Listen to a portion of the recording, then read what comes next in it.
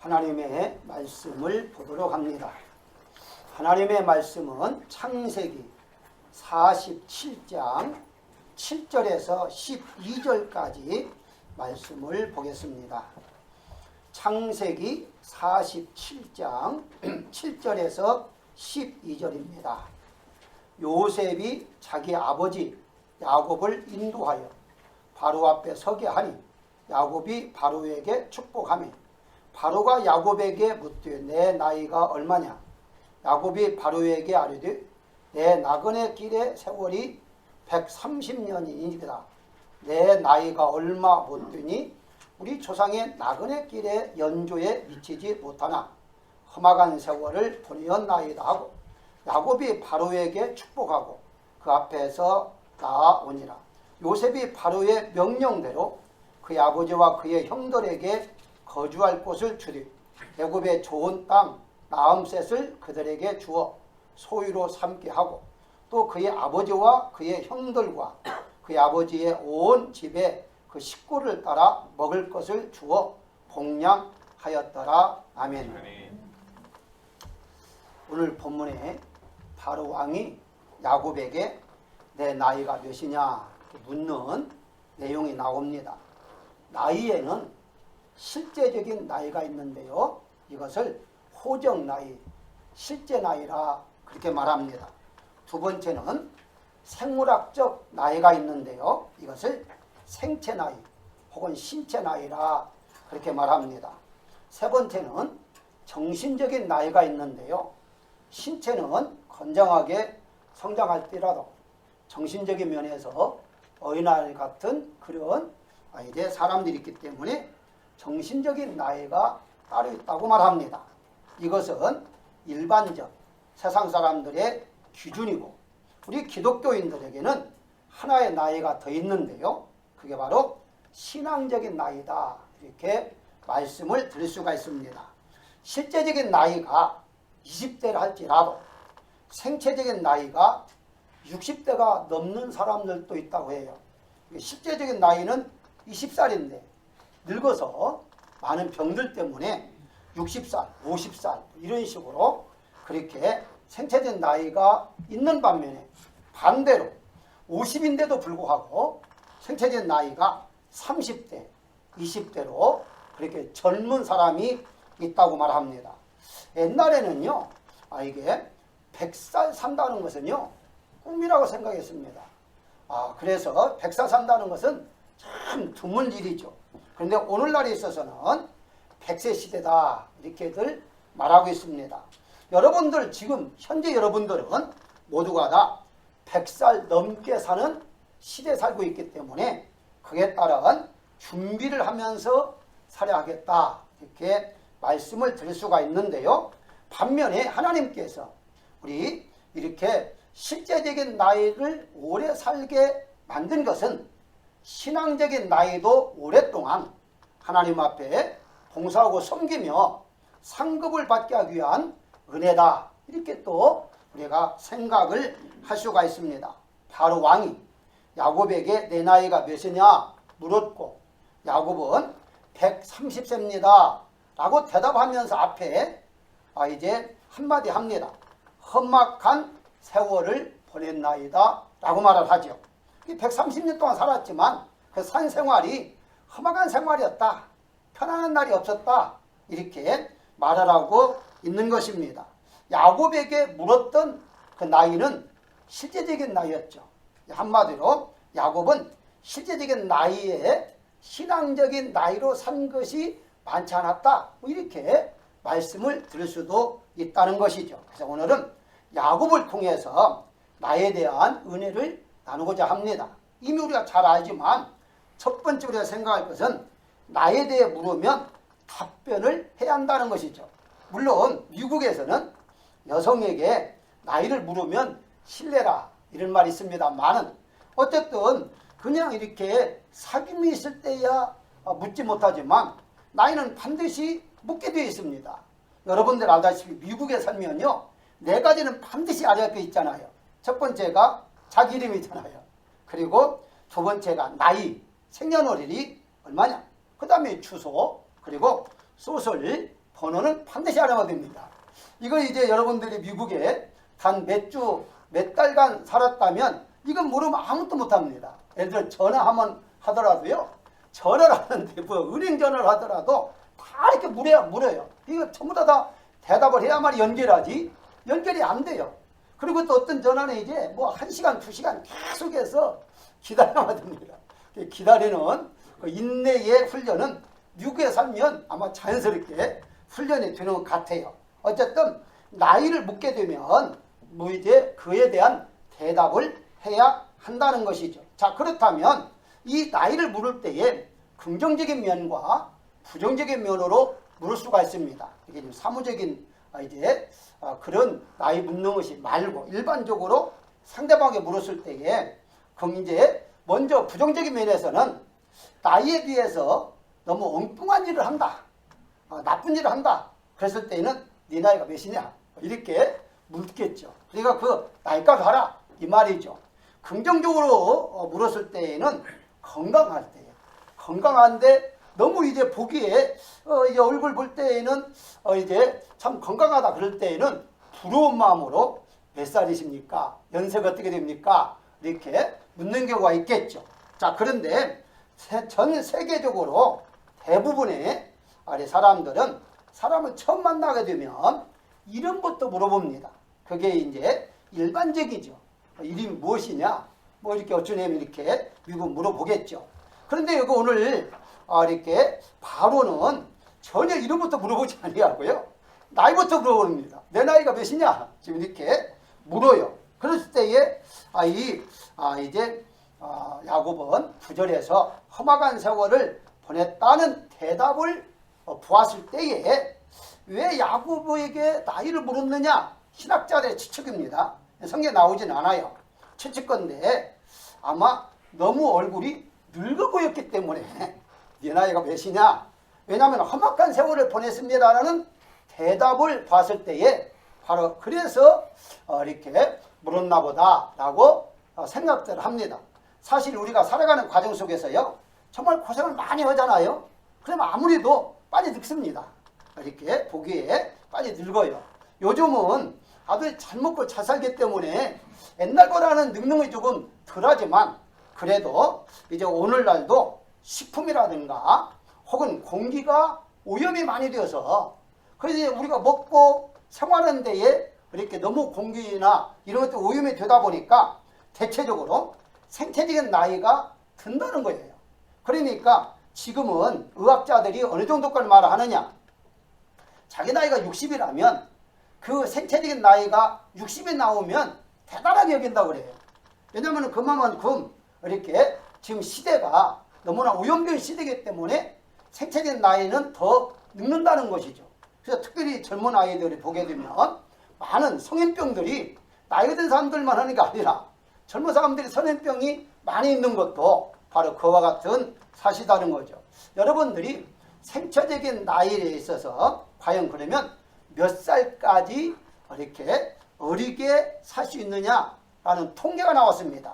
이것은 한국의 노화방지연합회장이 말한 것인데요. 이제 그 사람의 의학적인 근거에 의하면 30살까지는 젊게 살 수 있다고 합니다. 생체 나이가. 그러니까 요즘 예를 들어서 실제 나이가 80인 사람에게 50살 같이 보입니다 라고 말하는 것은 실제예요. 거짓말이 아니에요. 그 정도로 젊게 살고 있다 이렇게 말씀을 드릴 수 있겠고요. 아까 말씀드린 대로 단 한 살이라도 젊게 나왔다 생체 나이가 그러면 그분은 대단하게 지금 건강에 살고 있다 이렇게 보시면 됩니다. 어쨌든 좋습니다. 이제 제가 여러분들에게 말씀을 드리고자 하는 것은 누구나 다 이렇게 나이가 있다는 거예요. 그래서 나이를 물어보면 대답할 수밖에 없다는 것인데 이제 하나님께 우리에게 주신 이 몸을 잘 관리해서 우리가 건강하게 살아야 할 의무도 있다 이렇게 볼 수가 있는 것이죠. 그래서 더불어 우리 기독교인들은 신앙의 나이도 함께 생각을 해야 한다는 것인데 바울은 디모데에게 디모데전서 4장 12절에 이렇게 말합니다. 내 연소함을 없인 여기지 못하게 하라 라고 말을 해요. 그건 무슨 말입니까? 아직 젊었을 때 목회를 한 것 같아요. 그러다 보니까 이 나이 드신 분들이 이제 육체적인 나이를 보고서 무시한 것 같아요. 그러다 보니까 바울이 이제 그 업신여기지 못하게 하는데 어떻게 하느냐? 행실과 사랑과 믿음과 정절을 그들에게 보여주므로 라고 말합니다. 이 말은 다른 말로 함축을 말하면 신앙을 보여주므로 라고 말을 해요. 다른 말로 말하면 신앙의 나이를 보여줘라 이런 뜻입니다. 이게 결과서는요, 신앙의 나이가 이제 전부 젊어야 한다는 것이죠.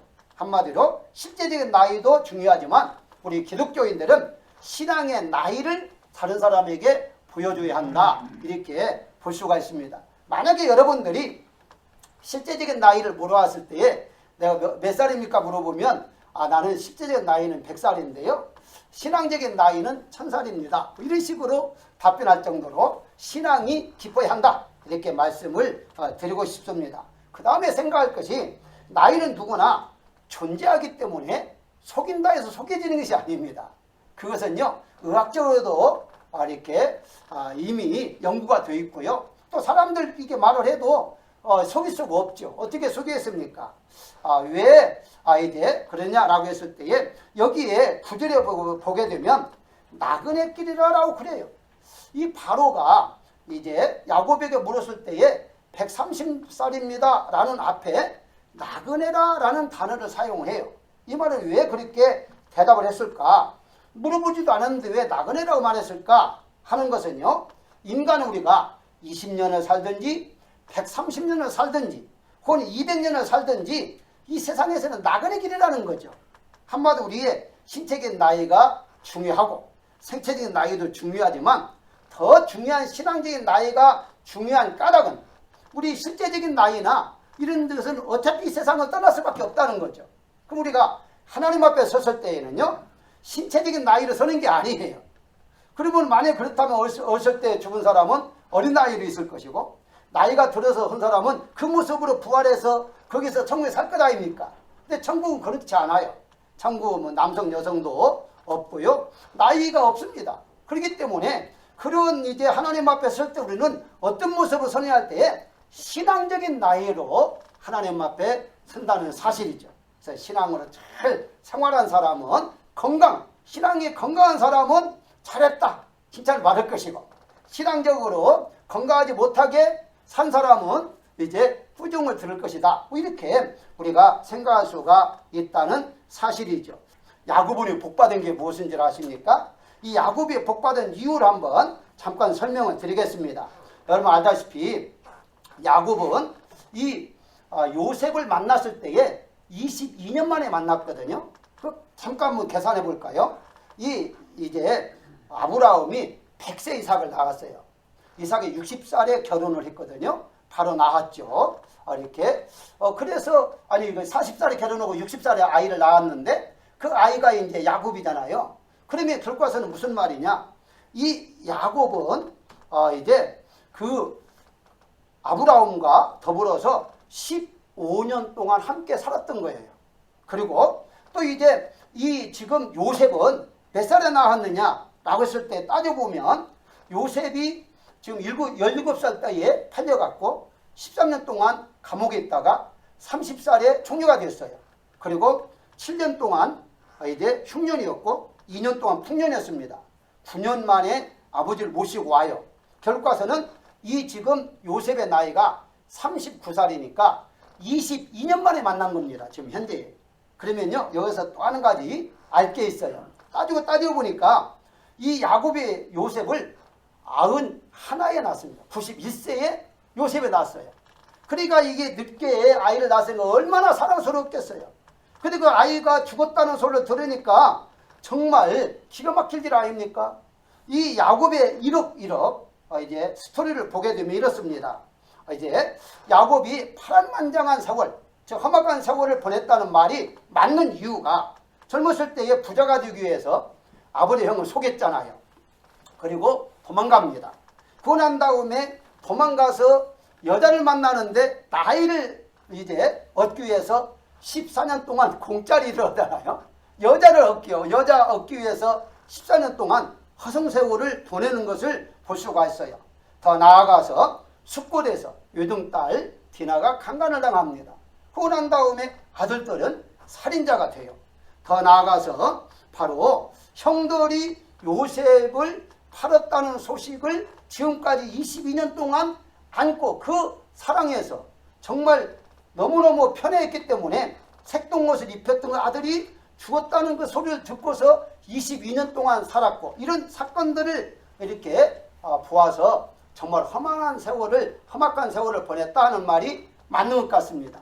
아마 너무 늙어버린 것 같아요. 그래서 이렇게 지금 바로 왕이 보니까 너무 늙었구나. 그래서 아마 나이를 물어봤다 하는 신학자들의 해석이 맞는 것 같기도 해요. 자, 어쨌든 이와 같이 험악한 세월을 보낸 이유가 무엇인가 우리가 알 수가 있는데요. 나이는 속일 수 없다는 말이 여기서 나오는 겁니다. 나이만큼 살고요, 산만큼 나이가 들기 때문에 속일 수가 없어요. 뭐 몇 살이야 속일 수 있겠지만 100살 먹은 사람이 나 50살이라 그러면 누가 그걸 믿겠어요. 그런데 이런 같은 경우는 정말 우리가 속일 수 없지만 속인다 할지라도 신앙의 나이는요, 하나님 앞에 절대 속일 수가 없는 겁니다. 여러분들이 얼마만큼 하나님을 믿고 의지하고 섬겼느냐, 그의 것은 다 생명책에 기록되어 있다. 행위책에 기록되어 있다. 오늘날에 이게 얼마나 지금 여기 온라인을 통해서 기록하고 있잖아요. 녹화하고 있잖아요. 이렇게 다 녹화가 됩니다. 그러니까 내가 정말 나를 위해서 얼마만큼 살았는가, 하나님을 위해서 얼마만큼 살았는가는 이미 그 다 기록되어 있습니다. 그걸 가지고 하나님께서 내 나이가 몇이냐라고 물었을 텐데, 그게 이제 지금 이 야곱에 있어서는 험악한 세월을 보냈다 하는 말은 신앙적으로 살지 못했다 하는 말과 같다는 것이죠. 그래서 세 번째 우리가 생각할 것은 현실적인 나이보다도 신앙의 나이가 더 중요하다 하는 것을 말씀을 드리고 싶은데요. 야곱의 나이에 대해서 말하면서 9절에 보게 되면 이렇게 말합니다. 우리 조상의 연조에 미치지 못한다라고 대답을 해요. 자, 이 말은 사실 실제적으로 할아버지, 아버지와 실제적인 나이를 계산하면 아직은 젊다라는 말을 해요. 사실 그렇지만은 이 조상들의 나이보다 작다는 의미가 있음과 동시에 신앙적인 면에서 내가 할아버지와 아버지를 따라가지 못합니다 라는 뜻도 여기에 있어요. 왜냐면은 여기에 연세라고 개역성경에는 번역을 했는데요. 이제 연조에 미치지 못한다 하는 그 뜻이 거기에 포함되어 있다는 것이죠. 자, 무슨 말이냐? 우리 다시 한번 생각해 볼까요? 자, 이 야곱은 아브라함인 할아버지와 함께 15세까지 살았습니다. 15년 동안 할아버지 또 아버지 이삭에게 신앙을 배우면서 자라는 사람이에요. 지금도 여러분 알다시피 15세는요, 이스라엘 나라에서 성인 되는 나이입니다. 그때까지는 계속해서 배워야만 돼요. 그러니까 철저하게 신앙을 배우면서 자란 야곱이었는데, 여러분 알다시피 이 야곱이 인간적인 생각을 많이 했잖아요. 아니, 같이 살았다 하는 그 내용이 어디 있느냐? 히브리서 11장 9절에 보게 되면 그 앞에 아브라함이 8절에 아브라함을 말하면서 그가 라면서 아브라함을 말을 해요. 9절에 보면 아브라함은 약속의 땅에 거류하여 동일한 약속을 유업을 함께 받은 이삭과 및 야곱과 더불어 장막에 거하였다 라고 말합니다. 그러니까 성경에서도 함께 살았다고 분명히 말을 해요. 그러니까 함께 살았을 때 얼마나 많은 신앙을 본받았을 거예요. 그 철저한 믿음의 조상 아브라함의 신앙을 보고 자란 야곱인데도 그의 행동을 보게 되면 어떻습니까? 정말 이제 신앙적인 이제 생활하지 못했다, 이렇게 볼 수가 있다는 사실이거든요. 그렇기 때문에 이제 신체적인 나이보다도 신앙의 나이가 중요하다는 사실을 지금 야곱이 깨달은 거죠. 자, 여러분 알다시피 신체적인 나이보다도 신앙의 나이가 중요하다는 것이 무엇이냐라고 말했을 때, 우리가 지금 15살이나 17살 먹은 학생들이 때로는요, 실제적인 나이가 80살에 있는 분보다도 신앙적인 나이는 더 높을 수 있겠고요. 80살이 이제 실제적인 나이 있다 할지라도요, 신앙의 나이는 아직 어린아이 같은 사람이 있을 것입니다. 우리는 분명한 것은 실제적인 나이를 무시하고 그냥 뭐 젊든지 나이가 들든지 관계없이 우리는 기독교인들이기 때문에 우리가 정말 관심 가지고 생각할 것은 신앙적인 나이가 몇이냐, 이게 더 중요하다는 사실이에요. 그래서 이렇게 오랫동안 나는 뭐 30년 교회 다녔느니 뭐 했날지라도요, 정말 믿음이 없는 사람들이 많아요. 정말 이렇게 여러분들이 주변에 보게 되면 정말 그런 분들이 많이 있어요. 그렇다면 그런 분들은 신앙적인 나이는 과연 어린 나이가 질 수밖에 없다라고 우리가 말할 수가 있다는 사실이거든요. 시편 90편에 보게 되면 우리 연수가 70이요. 강건하면 80이라도 라고 말합니다. 무슨 말입니까? 당시에 이렇게 오랫동안 사는 분들이 70살 내지는 80살까지의 수명이 있었다는 거예요. 근데 오늘날은 이제 100살이 넘었을 때에 적어도 이때 당시만 비교하더라도 30년 내지 20년의 이제 수명이 연장됐잖아요. 이렇게 길어졌잖아요. 그 다음에 길어진 시간에 우리는 어떻게 살아야 할 것이냐라고 했을 때 신앙의 나이를 좀 더 이렇게 길게 살아야 한다는 것이죠. 세상적으로 아무리 산다 할지라도요, 그건 하나님 상달이 안 됩니다. 세상적으로 아무리 이렇게 성공했다 할지라도요, 하나님 그건 원하지는 않아요. 얼마만큼 주님과 더불어 교제하면서 함께 살아갔느냐, 주님으로 살았느냐, 이것을 하나님께서 귀하게 여기시는 것이지, 세상적으로 성공했다, 이건 세상적인 것이고 하나님과는 전혀 관계가 없다라고 말씀을 드릴 수가 있는 것입니다. 그렇습니다.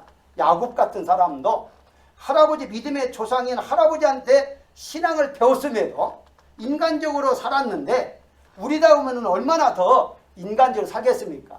자기가 인간적으로 살면서도 못 믿고 사는 사람이 많아요. 보십시오. 야곱 부자 되기 위해서 하나님께 기도하지 않고 자기 머리로서 아버지 속이고 형 속이고 막 그러잖아요. 인간적으로 신앙이 그렇게 올바르게 배운 사람이랄지라도 이런 인간적인 생각을 가지고 살았는데, 우리는 얼마나 많은 인간적인 생각을 하고 살겠느냐, 이런 뜻입니다. 그러다 보니까 우리는 정말 실제적인 나이도 중요하겠지만, 이 세상에 오래 사는 것도 중요하겠지만, 신앙적인 나이로 우리가 오래 사는 것이 더 중요하다, 이렇게 여러분들이 믿으시기를 주의 이름으로 축원합니다. 마지막으로 생각할 것은 신앙의 나이가 깊을수록 축복의 언어를 사용할 수 있다는 것입니다. 무슨 말이냐? 다시 오늘 7절에 보게 되면 야곱이 바로에게 축복하매 라고 말을 해요. 야곱은 바로 왕을 만나자마자 축복을 합니다. 그리고 대화를 마친 다음에 다시 10절에 보게 되면 바로에게 축복하고 나오니라 그래요.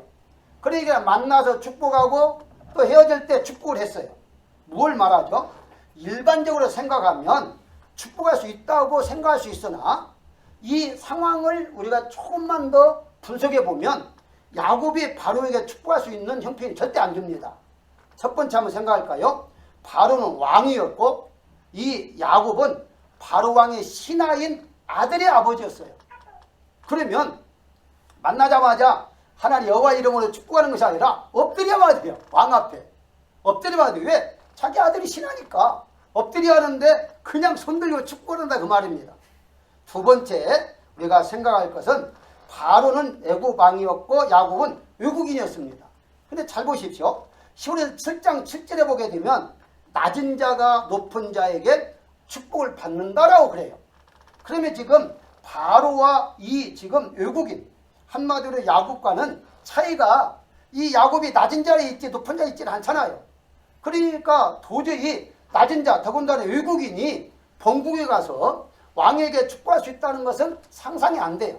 하나 더 소개한다면 바로가 믿는 신과 야곱 믿는 신이 달라요.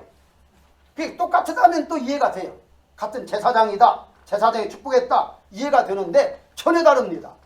그것은 어찌 보면요, 이 바로가 듣고서 기분이 상할 수도 있어요.